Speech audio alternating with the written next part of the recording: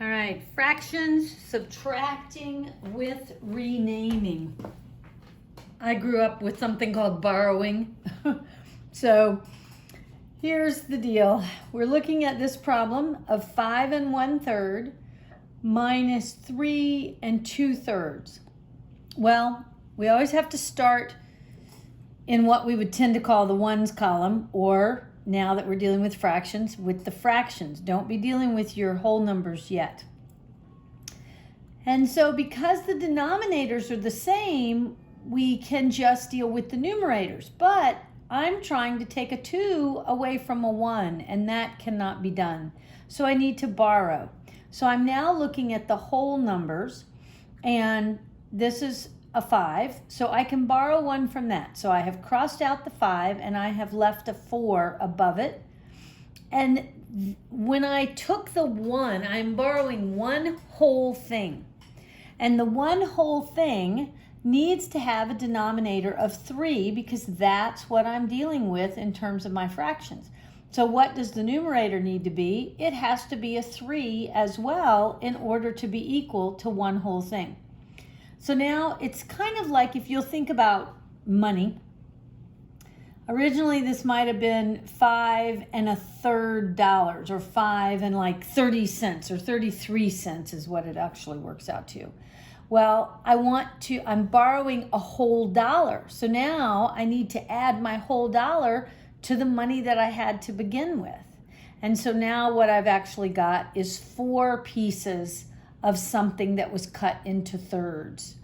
So originally I had 5 1/3, but now what I've done is I'm turning this 5 1/3 into 4 whole things and 4 thirds more.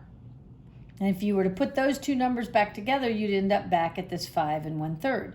Well, now that I've got 4 thirds, I can actually take my 2 thirds away from it.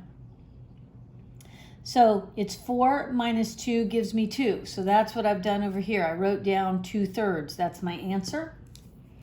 Then I now am ready to do my whole numbers. And 4 minus 3 is 1. So the answer to this first problem is 1 2/3. So let's go straight down underneath it. Then I have a problem of 12, and there were no fractions there, taking away 1 2/5. So I can't take 2/5 away from nothing. So I'm going to borrow. And I'm going to take one of my whole things, so that's going to leave me 11 whole things instead of 12.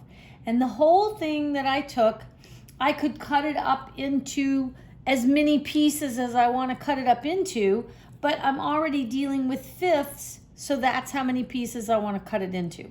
So I've got 5/5. That equals one whole thing. If you add the one whole thing back to the 11, I'd go all the way back to 12. So that's how these things are being renamed. Okay? Now I can take my 2, here's my original problem. Let me start over. 12 minus 1 2/5. Can't take the 2/5 away from anything. I borrow. I now have 5/5 minus 2/5 will give me 3/5. And then I'm doing the whole numbers, and 11 minus 1 gives me 10. So that's what there is to that. Sometimes you'll be given something that looks like this. I've got a mixed number on one side of the equation and a mixed number on the other side of the equal sign, but I'm missing a part of it, and we have to figure out what goes in there. So one side says 20 and the fraction 5/12 equals 19 and how many 12ths? Well, what I want you to think about is, let's look at the whole number. How are the 20 and the 19 different? Well, they're different by one whole thing. So if on the left side of the equation, I change my number 20 to be 19 plus 1, now it partially looks like what I have on the other side of the equal sign, because I do have a 19 over there. Now, both sides have a denominator of 12. One of them has the 5/12. So what I'm trying to do is see, what do I need to make these two things equal?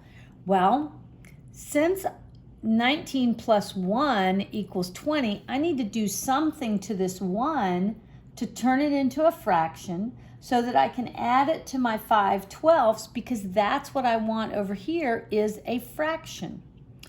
So I can't just add the 1, but I can if I turn it into common denominators.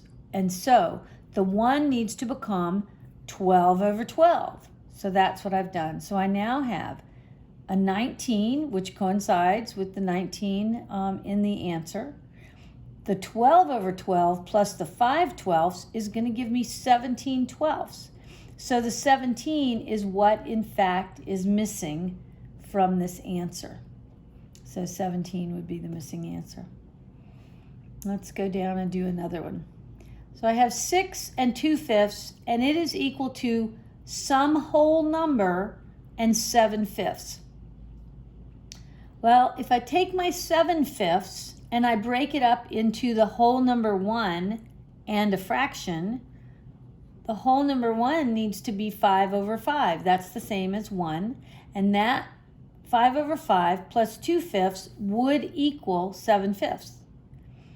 So now I need to figure out what goes into the box. Well, if I look over here on the other side of the equal sign, I had 6 2/5.